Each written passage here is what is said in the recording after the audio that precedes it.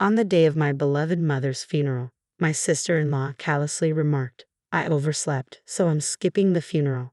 It was a cruel twist after she had coerced my frail mother into spending nearly $200,000 on a new house.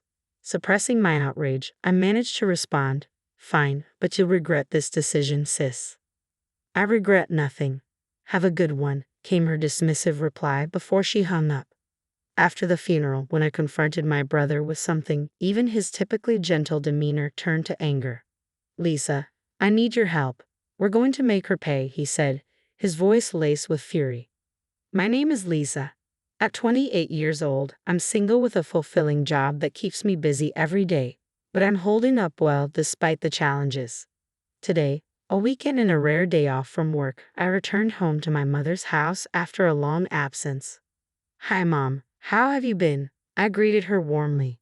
"Welcome back, Lisa. I'm glad to see you," she replied with a gentle smile. We sat together, sipping tea and catching up. My mother has always been kind, gentle, and elegant. It's been a few years since my father passed away, leaving her to live alone. Both Dad and I have always worried about her health because of her frailty. On my days off, I make it a point to visit her and spend time together. "Mom, has anything troubling happened recently?" I asked, sensing there might be something on her mind.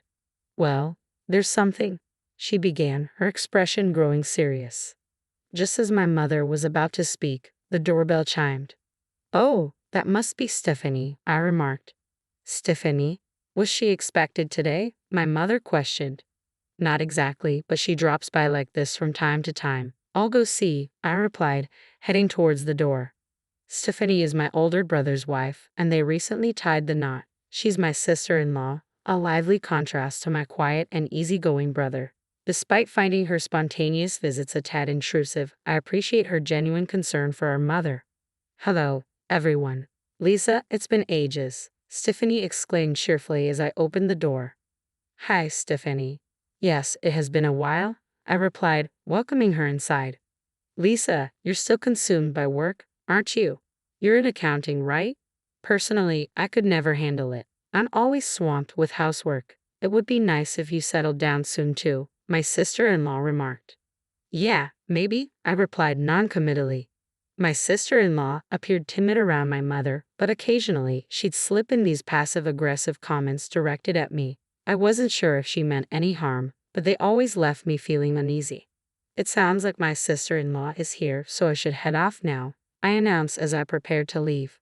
"All right, Lisa, let's catch up more next time," my mother replied warmly as she saw me out. I couldn't shake the feeling that there might be tension between Mom and my sister-in-law.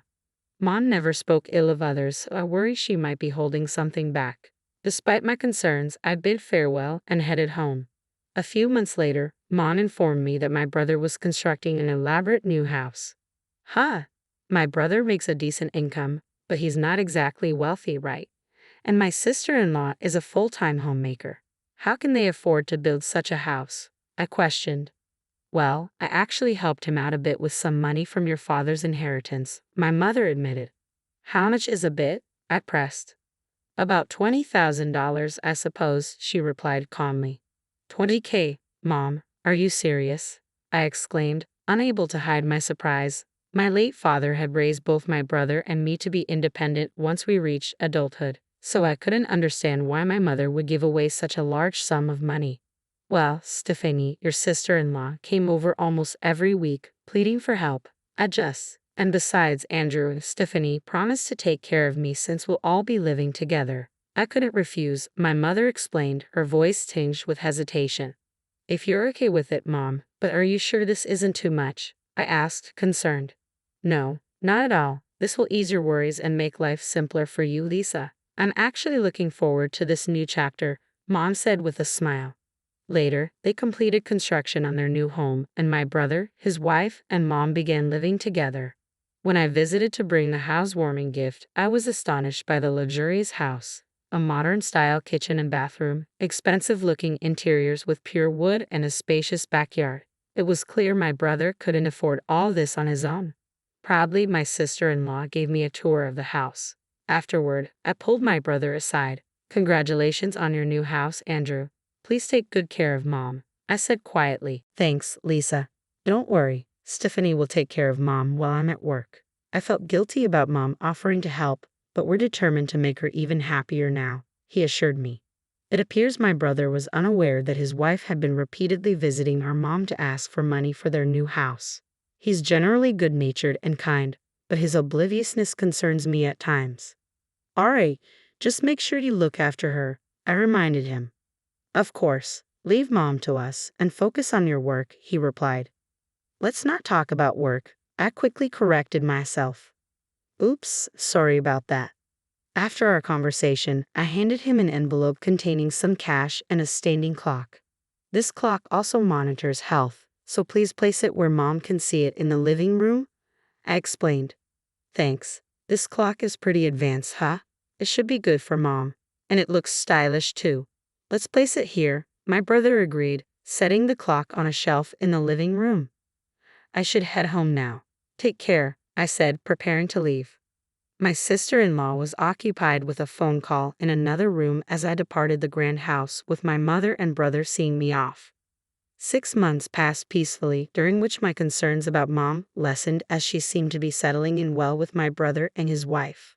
I focused on my work, assuming these days would continue indefinitely, until the unexpected news of Mom's passing reached me. When my brother returned home from work, he discovered that our mother had passed away alone in her room. The doctors later explained at the hospital that her pre-existing heart condition, aggravated by overexertion, likely caused her death. Mom, why so suddenly? I wish I had come home earlier. I'm sorry, I lamented, overwhelmed with grief. My brother and I held on to our mother's lifeless form, tears streaming down our faces. Stephanie, my sister-in-law, was noticeably absent. Brother, where's Stephanie? Wasn't she supposed to be here? And what do they mean by overwork? I asked, my voice trembling. Stephanie wasn't here. As for overwork, he began, struggling to find the words. I'm not sure either. Stephanie took care of all the household chores, so this doesn't make any sense, my brother admitted, sounding perplexed. Despite my unease, I interjected, first, we need to arrange our mother's wake and funeral. Andrew, you'll likely need to lead the arrangements as the chief mourner. You're right, Lisa, could you assist me? He asked. And so, my brother and I dove headfirst into organizing the memorial service. It was a whirlwind of preparations, selecting a venue, outlining the schedule, notifying guests, and more. Somehow, we managed to complete the wake, and the following day was the funeral. While my brother and I were occupied greeting visitors, my sister-in-law sat passively, not lifting a finger or shedding a tear. Despite my growing frustration with her behavior, the hectic pace of the day kept me from addressing it directly. Andrew, tomorrow is the funeral, and as the chief mourner, you're going to be quite busy. Why don't you and Stephanie head home for a while? I'll stay here, I suggested. Yeah, Lisa, that would be helpful. Thank you, my brother replied gratefully. They departed together, leaving me alone in the now empty room. I retrieved my work laptop and began to focus on tasks. That night, sleep eluded me. The following morning, on the day of the funeral scheduled for 10 a.m., I met Andrew at 6 a.m. to commence preparations. We were inundated with tasks, reviewing Andrew's eulogy, meeting with the funeral director, and ensuring everything was in order. Around 9:30 a.m., I received a call from Stephanie, as my brother had mentioned she would arrive later for the funeral. Hello, Lisa. I'm calling because Andrew wouldn't answer his phone, Stephanie said. Okay, Aunt, I replied, sensing tension in her voice. I overslept. I won't be able to make it to the funeral, she confessed. Struggling to maintain composure, I replied evenly, all right, but you might regret this, Stephanie. I doubt it. Anyway, I know you're busy. Hang in there, Stephanie said before hanging up abruptly. Was that Stephanie just now? My brother asked as he approached. Yeah, she overslept and won't be coming today, I informed him with disappointment in my voice. Ha! What is she talking about? It's our mother's funeral, Andrew exclaimed in disbelief. Let's focus on the funeral for now, Andrew. I have something important to show you afterward, I said firmly. We somehow made it through the funeral together, paying our final respects to our mother. Stephanie was conspicuously absent, leaving us both puzzled and frustrated. Lisa, what did you want to show me? Andrew asked as we found a moment alone. Come, take a look at this, I replied, opening my laptop. Confused, Andrew leaned in to see the screen, which displayed the living room of his house. I explained, "This is the clock I gave you as a gift.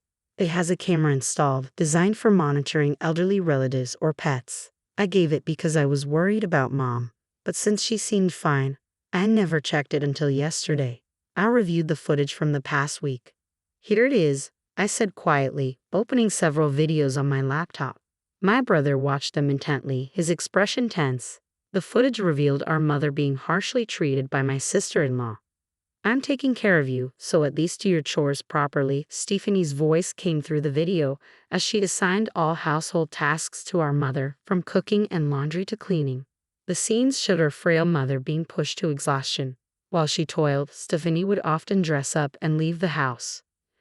In moments captured on video, our mother could be seen clutching her chest in discomfort, reaching for her phone hesitantly but ultimately deciding against making a call. Mom couldn't bring herself to tell us about how Stephanie treated her. "She always wanted us to be happy, you know, Mom." I had no clue. "Please forgive me." Both my brother and I were in tears, overwhelmed by the memories of our mother. "Lisa, can we watch the footage from the day Mom passed away?" my brother asked, his voice heavy with emotion. "I haven't viewed it myself, but Mom passed away in her room, so I'm not sure if there's any footage of her," I explained, setting the recording to the date of our mother's passing. As we watched, after completing her morning routine, our mother was seen clutching her chest as she made her way to her room. They said she passed away around 2 p.m. The living room remained empty for a while, but as we fast-forwarded the recording, Andrew spoke up. "Hey, look at this. Stop and turn up the volume," Andrew exclaimed urgently. Around noon, my sister-in-law appeared on the camera feed. As we increased the volume, her voice became clear. "Hey, mother-in-law, mother-in-law." Stephanie called out towards my mother's room. When there was no response, she appeared to assume that our mother wasn't home. She then sat down on the sofa and made a phone call. "Hello? Thanks for being there earlier. It looks like the old lady has left without finishing her chores. I wonder what she's up to," Stephanie remarked casually over the phone. It appeared she was speaking to someone she had been with since morning. As I listened to the call's harsh content, I couldn't help but grimace. My sister-in-law continued her conversation. "What if she's dead? That would be something. Then again, I could skip the funeral and maybe go on a trip with Daniel." "Opportunities like these don't come around often," she remarked, shocking both my brother and me. The person on the other end of the line was evidently my sister-in-law's lover. Wouldn't it be great if that really happened? I could fabricate a story about domestic abuse from my husband, secure a hefty divorce settlement, and buy this house. Then Daniel and I could live here together. "So where would you like to go on our trip?" "That's enough," Andrew interrupted sharply. I paused the video, my heart pounding. My usually gentle brother's face hardened, his voice thick with anger. "Lisa, I need your help. We're going to confront her," he declared firmly. I nodded in agreement and immediately made a phone call. The next day, Andrew phoned me while I was at home. "Lisa, she's back. Can you come over?" he asked urgently. "I'm on my way," I replied, hurrying to my brother's house without delay. "Well, hello, Lisa. What brings you here on such short notice?" "You really should have given me a heads up." Stephanie greeted me with a hint of irritation as she came out to meet me. "Andrew asked me to come." "Follow me," I said, leading the way into the house filled with the scent of incense. My brother, sister-in-law, and I gathered around the dining table. "What's all this about? You both look so serious." "I do feel bad about missing the funeral," Stephanie remarked casually. "Stephanie, since you moved in, you've been treating Mom like a servant, haven't you? You've even made her pay $20,000 for the new house, despite her being ill." I confronted her directly. "What? That's ridiculous. I did all the housework. Are you trying to start something?" Stephanie retorted defensively. "Everything has been recorded, Stephanie. I'm not actually an accountant. I'm a private investigator," I revealed, surprising both my sister-in-law and my brother. It was a secret I had kept from everyone except Andrew. I pointed to the surveillance camera hidden in the living room clock and showed her the footage on my phone. The video clearly showed our mother doing household chores under Stephanie's orders. "What? This is a violation of my privacy. How could you do this?" "Delete it immediately," Stephanie protested angrily. "I installed it as the homeowner. I have every right to do so. It's not a violation of privacy," Andrew responded calmly but firmly. "What's going on here?" And why are you suddenly talking about being a private investigator? Stephanie's voice trembled, a realization dawning on her. Andrew silently dialed his phone. Soon, the audio of Stephanie's earlier phone call began to play. I might just skip the funeral and go on a trip with Daniel, and maybe fabricate some story about domestic abuse for my husband to get a big divorce settlement, the recording revealed. Stephanie's face turned pale as the truth sank in. No, this isn't what it looks like. Please let me explain, she pleaded desperately. What's the difference? Explain yourself, Andrew demanded, his tone cutting through the tension in the room. My sister-in-law stammered, trying to concoct excuses. He's just a friend. We were joking. There's no cheating going on here, right? Where's the evidence? But there is, I stated calmly, laying out several photos on the table. Each one depicted Stephanie and another man, leaving a resort together, being intimate in their car, and entering a hotel upon their return, undeniable proof of infidelity. What? How did you get these? Stephanie gasped, her face draining of color. You discussed it over the phone, remember? You planned your trip and how you'd spend the night together. I had someone from our company take these photos, I explained firmly. Stephanie recoiled in shock. How could you do this, especially during our mother's funeral? As I calmly laid out the situation, Stephanie's composure began to crack. Oh, enough. What's wrong with all of you? She exclaimed, her voice rising in frustration. There's no way we can continue this marriage, Stephanie, Andrew stated firmly. We're getting a divorce and I'll be seeking alimony. You'll need to move out of this house. Excuse me. Stephanie's disbelief was palpable, causing Andrew and me to exchange a knowing glance. What do you mean? Stephanie demanded, her tone tinged with defiance. I mean, in a divorce, the guilty party often pays compensation, Andrew clarified. What? Stephanie gasped, her earlier confidence faltering as the reality of the situation sunk in.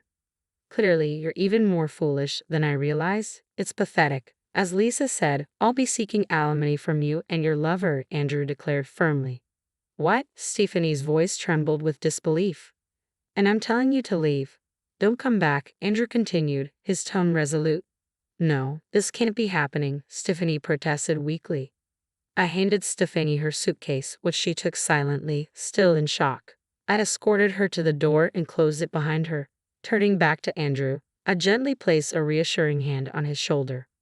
6 months later, my brother's divorce from my former sister-in-law was finalized. She contested it in mediation, but the evidence my brother presented left little room for argument. It also came to light that she had been recklessly spending from their joint bank account. According to my brother, the divorce settlement ended with minimal division of assets.